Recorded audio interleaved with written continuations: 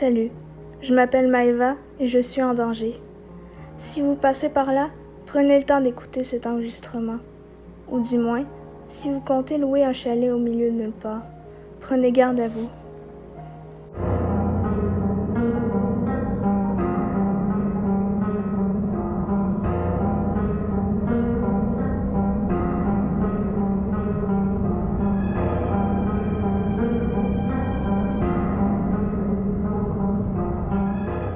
Depuis que je suis toute petite, je voulais aller au Canada, plus précisément au Québec. Qui est-ce qui m'a donné le goût d'y aller? Mon grand-père. Il a déjà été au Canada, et quand j'étais petite, j'adorais qu'il me raconte son voyage à la conquête de l'Ouest. C'était mes histoires préférées. Je me suis toujours promise que, quand je serais plus grande, j'irais moi aussi au Canada pour faire du ski. Le jour de mes 17 ans, ma mère m'a emmené manger dans un restaurant chic.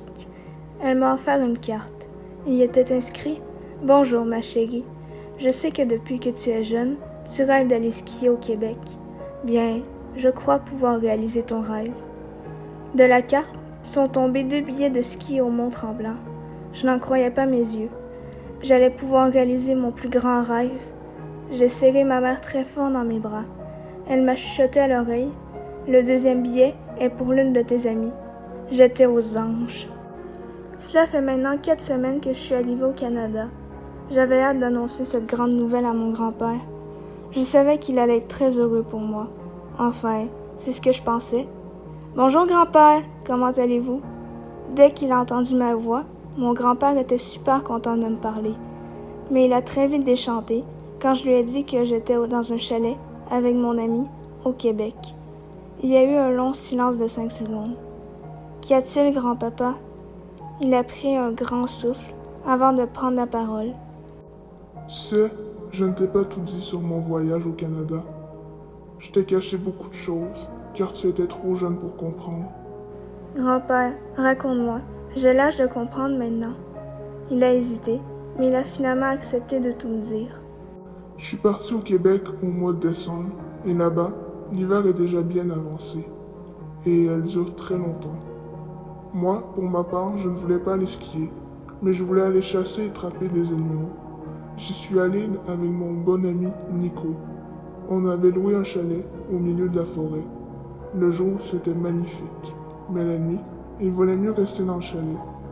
J'avais entendu parler que dans le temps, un travail qui payait bien, c'était être bûcheron.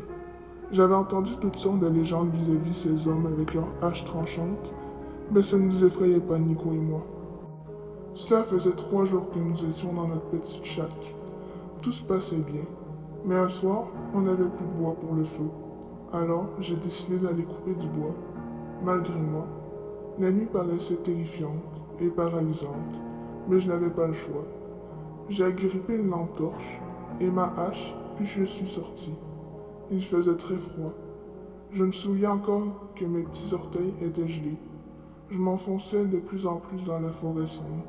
J'ai finalement réussi à trouver un arbre à couper. Après 1 heure de travail intensif, j'avais récupéré assez de bois pour encore 2 jours. J'étais heureux de pouvoir retourner au chalet. De plus, Nico m'avait promis un chocolat chaud et le lendemain, j'aurais droit à une poutine jumbo. Je pense que j'ai marché à peu près 15 minutes quand j'ai aperçu des traces de pas dans la neige. Elles étaient fraîches. Ce n'étaient pas des traces d'animaux, mais bel et bien des traces humaines. Ma première pensée, c'était que Nico était parti me chercher.